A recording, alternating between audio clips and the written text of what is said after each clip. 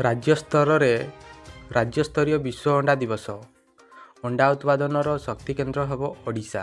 अंडा उत्पादनर शक्ति केन्द्र हेब ओडिशा। एबे दैनिक प्राय 1,17,00,000 अंडा उत्पादित होउची।